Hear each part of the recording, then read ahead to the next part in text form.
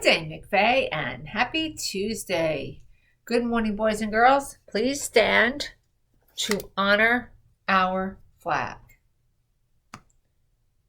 I pledge allegiance to the flag of the United States of America and to the republic for which it stands, one nation, under God, indivisible, with liberty and justice for all. Boys and girls, you may be seated. How are you today, boys and girls? Let's get to our birthday book.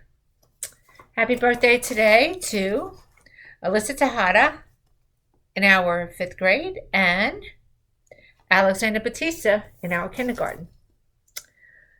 Okay, so boys and girls,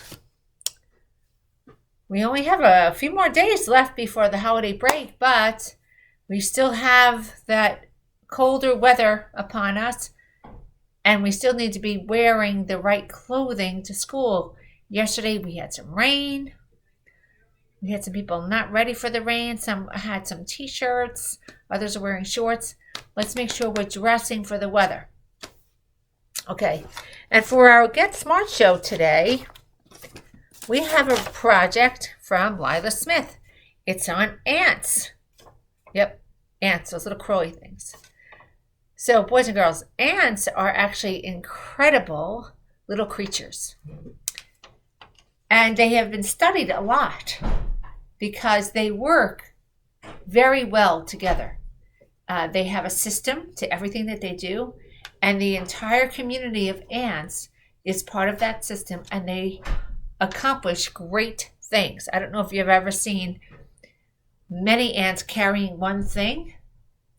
They can. Why? Because they work together and they communicate with each other, as a matter of fact. But nonetheless, Lila gave us some cool fun facts about ants as well. She said ants live in fields or forests. Pretty much they can live anywhere. They're very adaptable. And they like the undersides of things. So that would mean that if this piece of paper was laying on the ground, they would like to be underneath it. They're very active. As you know, you've seen them. And they live in large groups. That's true too. There can be thousands and thousands of ants in one little spot. A large group of ants is called a colony. Now that's interesting because we've talked about this in the past where when we have large groups of creatures together, they have a different name. Like why aren't large groups of lions called the colony? They're called a pride. Why are large groups of, let's say, monkeys called a school or a school of fish as opposed to a colony? Why is it called a colony of ants? I'm going to throw that out there to see if anybody can figure that out. Mr. Minerva's nearby. I'm sure he knows. Okay. An ant colony lives in a nest. That's true. And most ants eat worms. Yum. All right. And then, of course, some ants live in things that are hollow. So hollow means that there's nothing on the inside. If you get a hollow chocolate, it means that there's chocolate around the edges. There's nothing on the inside, whereas solid would be the whole thing is chocolate. Okay, and then we have a nice cool drawing of ants. Now, ants are important to our earth. Does anybody know why? Why are ants important to our earth? Let's see if anybody can figure that out. All right, and now for Getting Smart Through Art.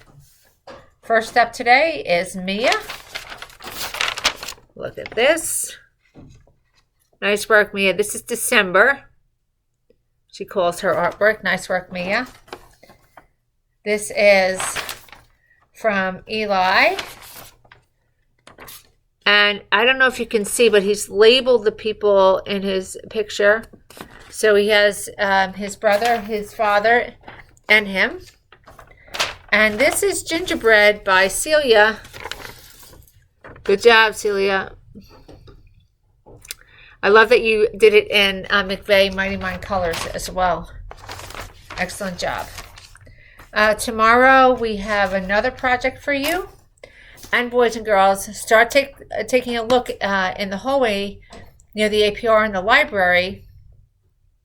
When you walk past there, you'll see all the projects hanging. We're starting to get that other bulletin board going. We have some cool new things coming your way. All right. And so for our Mighty Kind moment of the day, we're going to get our drum roll.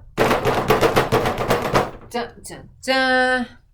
All right. So I'm going to go to my bouquet, which, by the way, fell on the floor earlier. So, it's a bit of a mess right now.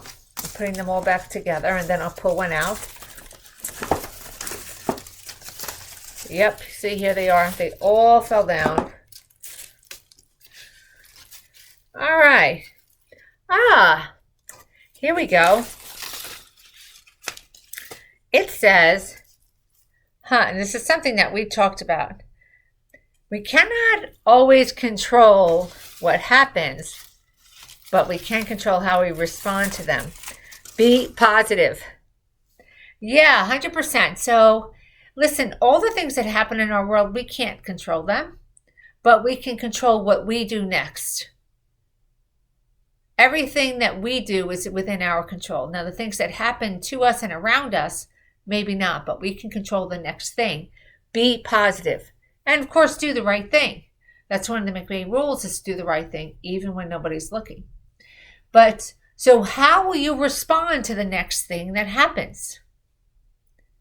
Even if it's something that's not so good, will you be positive about it? Will you move in the right direction towards making the situation better, or doing something with the situation that makes it better for somebody else? Or will your response make it worse? I always like to think that we have to be part of the solution, which means we have to make the situation better, not part of the problem, which makes the situation worse.